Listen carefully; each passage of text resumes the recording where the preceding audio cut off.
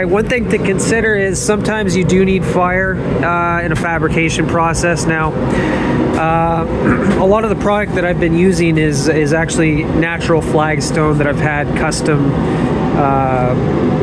cut into 2.5 inch thick slabs and thermaled on top to give it the exposed texture of just a natural bedding on a piece of stone. Like, this is a natural texture right here. As soon as you go into that with a saw blade, a chisel, a polishing pad, anything really to alter this appearance, you will lose that forever, right?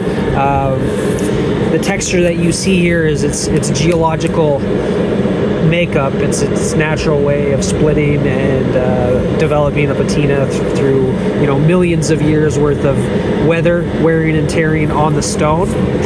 A lot of the times with stone projects, you need that desirable texture to be a staple part of the project, right? That's what people are interested in. They want natural stone.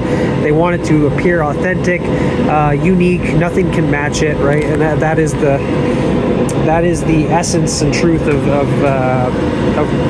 working with raw material such as natural stone in a heritage type of stonemasonry process. So what would you use the fire for? How would you use it? Well, if you have a cut surface, which I will have on my split end here, right? If I wanted to, technically, once this is split all the way down, it'll be 12 inches thick.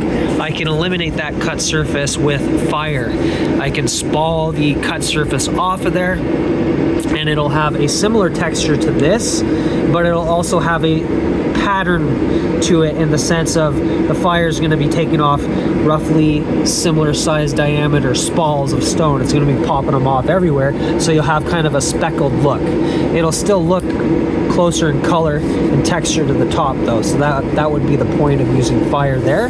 However, it is an extremely risky process depending on the integrity of the stone.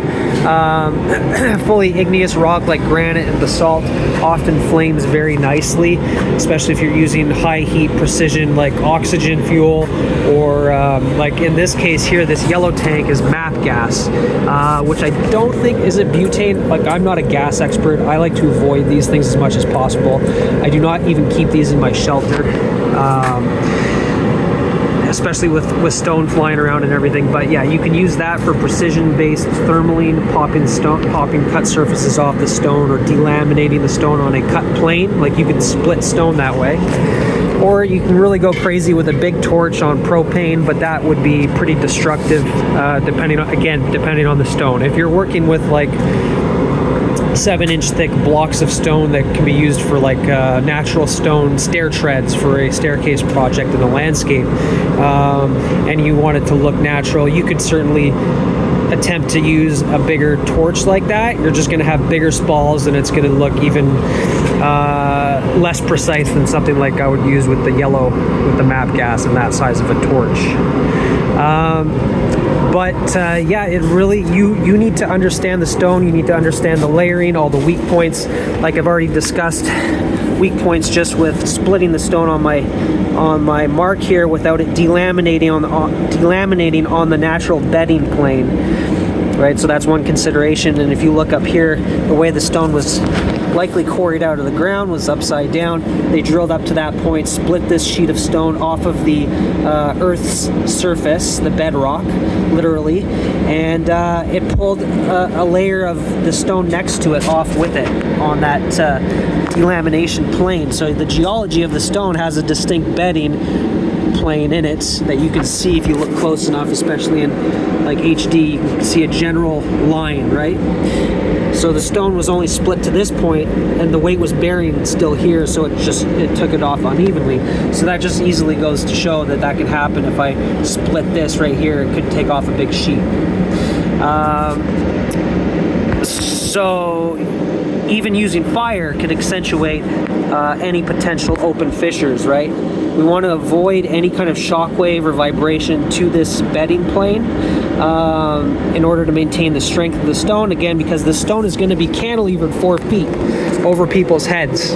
I do not want to use any type of vibration tools or intense shock waves going directly into the body of the stone. Everything I'm going to be doing is to alleviate this piece of stone away from the body of the stone, so the shock wave and the split will be going primarily that way, with all the weight bearing on that split point right there. So I'm securing the body of the stone that way.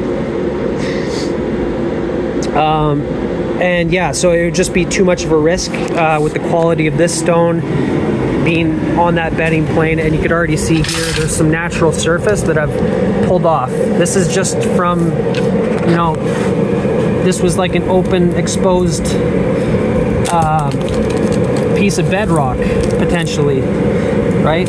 Or it was just sitting around in a quarry yard upside down, and weather, water, ice delaminated this even more. So I could use a torch to take off more of that, or I can use fire in that open fissure to carry the crack forward even more, right? So then I'd be compromising the stone unless I was doing it intentionally, right? So you always have to be extremely careful using fire whenever you're using it to even change the texture of a stone, because you can compromise the structural integrity, and then that affects everything else.